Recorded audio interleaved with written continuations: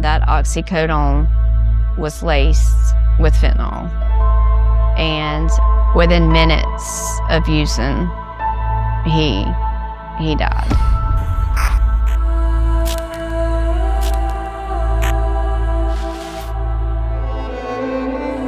I pray a lot. I could not have done this without God. Welcome, viewers. My name is Donna DeSoto, and I'm the Executive Director of the Avoyelles Community and Youth Coalition. And we have a very, very special guest here with us today, Miss Stacy Accardo.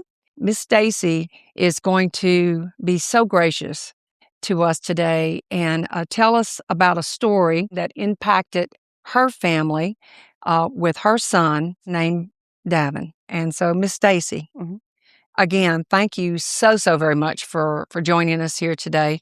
So if you could, why don't you first just tell a little bit about yourself, and then let's talk about Davin. We want to know what kind of a young man Davin was. Sure, certainly. And first off, I'd like to say thank you for having me. Oh, absolutely.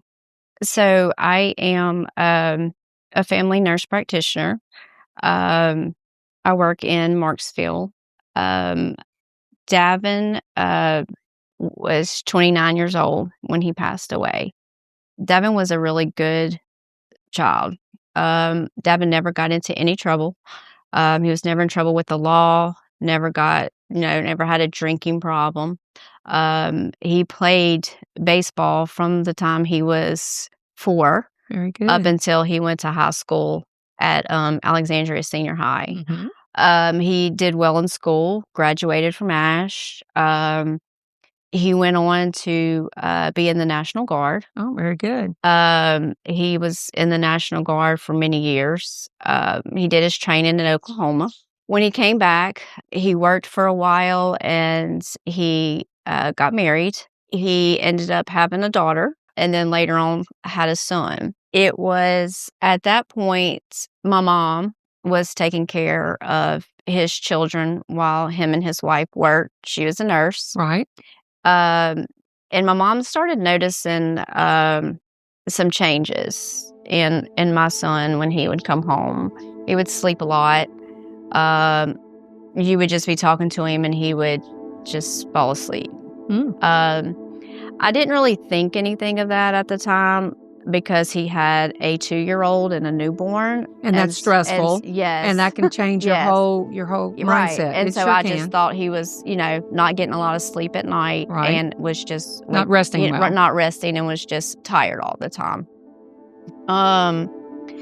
Then it was one summer day. I was out of school, and my mom called me and told me that his wife noticed him acting strange the night before, and that she had went through some of his things, and in one of his shoes she had found some pills, and she never said anything to him that day. So the next day, is when she notified my mom, and then my mom notified me. I immediately called a rehab center and asked if they had a bed. They did. And I said, well, when he comes home from work today, we're going to talk to him, and see if he is willing to go into rehab. And he had been asking to borrow money from my parents that I did not know about. And we wasn't quite sure why that was, but over time it ended up being large amounts of money. And my dad didn't never tell me. My mom didn't really tell me, because they thought they were just helping him out. Right. Didn't know what their money situation was. And so, didn't really ask questions other than just trying to be helpful to him. But when it got to be thousands of dollars a month, it became large alarming. Amount of money. And but I never saw any other change in him to make me suspect anything different. And at the time I was a registered nurse, and I would have liked to have thought that I would have picked up on that. Be able to pick up on it but- being in the medical field, but it's not but always that it's simple. It's not always that simple. And so, he came home that day. Was he still working? And he was still working with the guard. going on his regular routine. Okay. Regular routine. He comes home, and we come over and we kind of sort of have an intervention with him. And immediately he just breaks down and starts, crying. And he was really relieved that we knew, to be able to share, because having to live a lie every single day and having to hide it from everyone, everything was becoming exhausting. very exhausting on him. And he didn't even hesitate to say no to recovery. And I told him, I said, they have a bed tonight. We have to leave tonight. And he said, okay. So he did very well in rehab. We went to go visit him several times. It was really hard because he didn't get to see his children, which was 1 and 3 at the time. So that was really hard on him. But I think he learned a lot while he was in rehab about himself and, what kind of triggered this addiction, because, it was kept from us from so long and we never knew anything. And then whenever we had our meeting, I come to find out that he had been struggling with this since high school. So that might be part of the reason why he chose to quit not baseball. And, Right. Davin, I was 17 years old when I had Davin, and his father was not in his life. So no matter what I gave him, he still had that emptiness, that aching. And he started out doing hydrocodone pills. He would take that to help him numb the pain and the avoidance that he was feeling. And that's where it started. As he got older and he got married and he had children, life became Stressful more again. stressful. So he was struggling. Well, then it went from hydrocodone to oxycodone.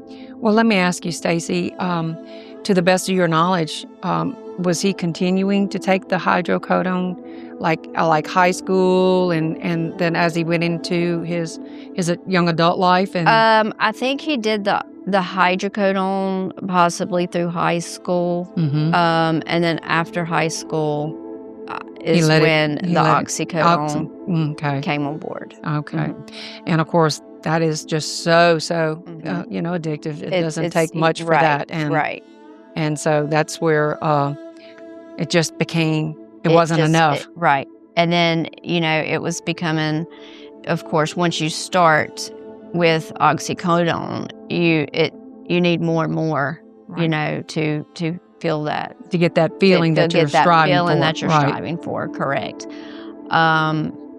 So after he did well in rehab, and when he came out of rehab, rather than going to like a outpatient treatment, he just went back home to his family. Well, that was kind of a toxic environment to be part of, because now he's not working. He ended up losing his job with the guard. Okay. And so now he's not working. And he's got 2 small children at home that he's taking care of. Right, and he's not feeling like a true father because he's not being, the breadwinner to support the provider. Correct. That's correct. And I don't blame his wife, but she was, constantly checking to see, worried that he was going to slip again, and that's natural. That's natural, that's correct. A normal reaction. And that put more pressure on him, feeling like he's going to mess up, he's going to slip. So he was under a lot of pressure, and he did slip a couple times. How many, I'm not quite sure, because I was not informed of that. But after one slip, his wife had enough, and she filed for divorce. And whenever she filed for divorce, because of the addiction, he was not able to see his kids because, they don't know. That's devastating. That was very devastating to him. And so he moved in with my parents at the time. So that became a very hard issue. Not seeing his kids. He went several months without seeing his kids, and that was very hard for him. Finally, I think it was probably about 6 months later, he was able to see his kids. But still, she kind of had, the say-so on when he could see them, when he couldn't see them. So he always had that fear of, am I going to be able to see them? Am I not going to be able to see them? So I think that's still, but added pressure. It added pressure, but I think he did fight that, because at any given time, he could be ordered to go take a drug test, and if he failed it, he would not be able to see his kids. So even though he was under that pressure, he fought it. And the last incident that occurred, he was not able to see his kids the weekend that he was supposed to. And so that meant that he would not see them that weekend, the following weekend, and then it would be up in the air whether or not he would be able to see them again. And then after he didn't get to see his children that weekend, that really devastated him. And then the jobs that he was working, they were traveling construction jobs. Well, that Friday was going to be his last day on his job. His job was ending. Didn't know where he was going to go to work after that. He was upset about his kids. He had bought him a new truck like 6 months prior. So, he had all this stuff coming in on him, and then not knowing what he's going to do for work. So that night he got paid, he decided to go buy 10 oxycodone pills. And Davin always knew it would take how much it would take for him to. I think Davin just wanted to go to sleep and not think about it, and feel the pain, think about anything. What he was feeling, and he knew it was 1.5. That was always what he would do, and so that day he did 1.5 oxycodone, and that oxycodone was laced with fentanyl, and within minutes of using, he died. And I have that because whenever we were working the case to prosecute, I have the time and the location that he stopped to purchase the pills. Right. What time it was when he got to my parents' house. And then the time that the 911 call was made. And the ambulance was there within like 5 minutes. And as soon as they hooked him up, there was no activity. Yeah. My 77-year-old dad is the one that found him. Oh, how and he was home alone. Goodness. My mom had left to go somewhere, and my dad was home alone and found him. That's an image that we'll never forget. My dad still struggles to this day. Absolutely, that's understandable. I was 4 years old when we moved into the house that my son was living in at the time. And so I had grown up there. I mean, we had been there for 47 years. Right. My parents had lived in that house. My dad called me. I did not get to my phone at the time when my dad called me. He tried to call my sister, and I think he finally got a hold of my nephew, and then he called the ambulance. But by the time I got there, and I live in Pineville, so I know how long it takes to get from Pineville to Ellick, even driving 100 miles an hour. And I walked in, and my son is laid out on the floor, and they're doing CPR. And so I knew if they had been doing CPR before I got there, and they were still doing conducting CPR. At that point, I knew. With you being in the medical profession, I knew that pretty much. Yeah. I mean, I still begged them not to stop, but I knew that that he was gone. And they had given him 3 rounds of Narcan. No response to none. to none of them. They worked on him for quite a while, probably 45 minutes. Historically, the Narcan will kind of help bring someone who's overdosing, get them back to at least breathing. Of course, need the medical help. But so whatever amount that was in the pills that he took must have been astronomical. It was a huge amount. Yeah. Yes, because he got 3 rounds of Narcan. Yes. And nothing. And it devastated my family. It devastated my family. This has emotionally, this has ripped my family apart. It's been 4.5 years. An eternity, isn't it? Yes, nobody is the same. Mm-mm. I had 2 daughters that they still, still miss, their brother. Their brother. They still suffer. They still try to process. My son's gone, but we're still left to carry on. And it makes me, ask you, how do you find the strength just to be even to share your story, because the love that you have for your son and I can see you, having tears come up in your eyes as you speak. I know that it has to be difficult. So how do you find the strength, Stacy? I pray a lot.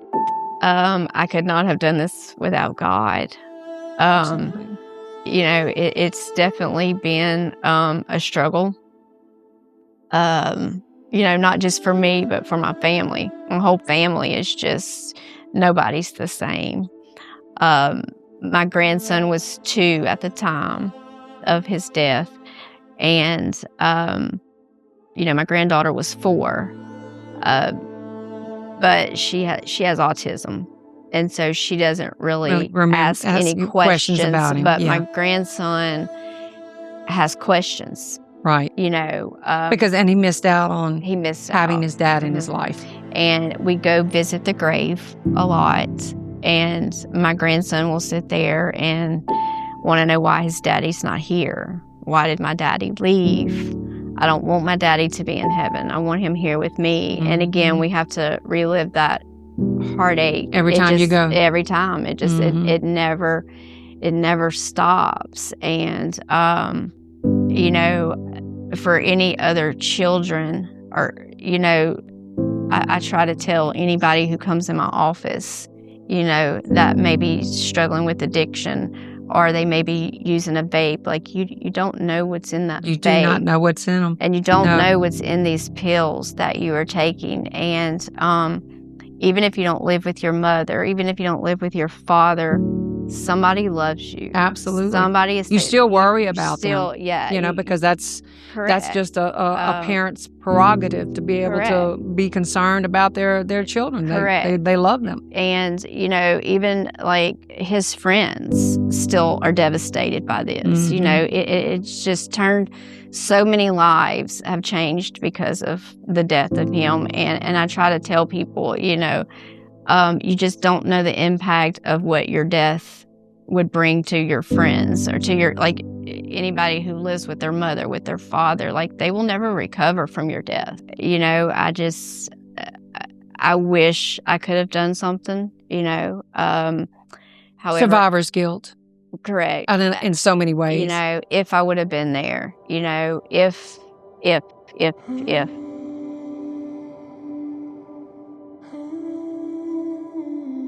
Tell me something, Stacy. What type of resources in the communities have you been able to have access to that helps a family such as yourself, accept and learn from it and to grow from the tragedy? There are a few of places that have some grief groups to go to. That's been, just sharing stories, getting it out there. Counseling has been a tremendous benefit, and just God. I couldn't have made it through this without God. It's been 4 years, and all the clothes all the things that my son owned, I have in storage containers.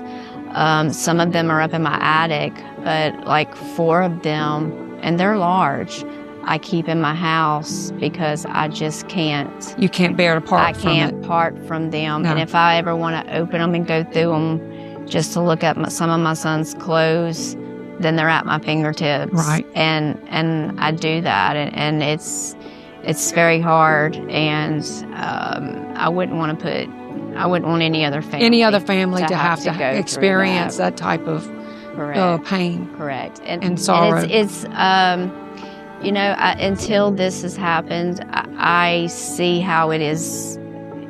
It can be easy, sort of say, to become addicted to something when you're trying to drown some hurt, some pain.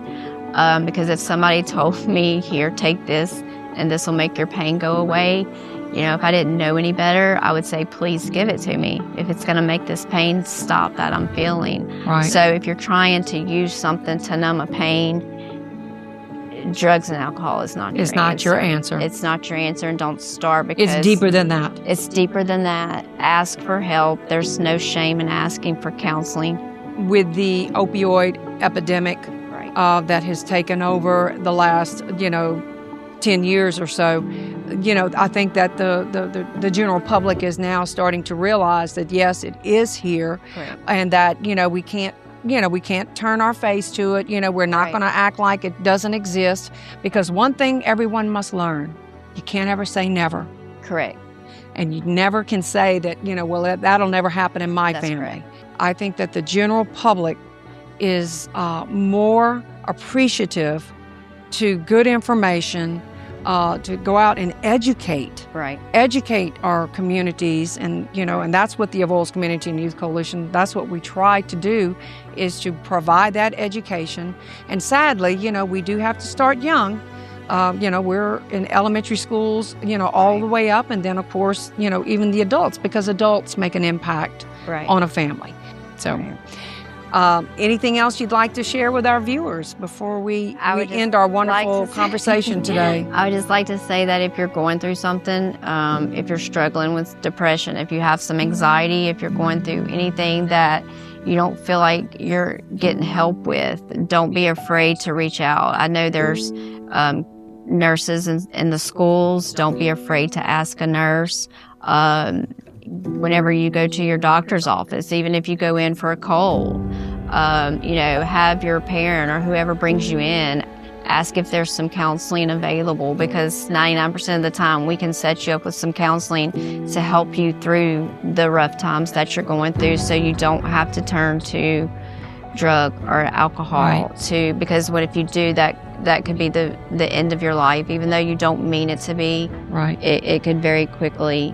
Do not have a crystal ball, and you can't look into the future when it comes to, fooling with. It's like a Russian roulette. Absolutely. And you don't know if that's going to be, even if it's your friend, like you said, even if a friend gave it to you, you don't know where that friend got it from. Exactly. And they may have taken one and it worked beautifully, and made them feel great, and want to share that with you because you're my best friend, and it was laced. Correct. Well, again, thank you very much. And to our viewers today, we want to thank you very, very much for listening and tuning in. We feel like it's very, very important information that we need to share. We're very passionate about our community here, and we want to be able to spread that education and make a difference in a life today. And so again, thank you very much, Stacy.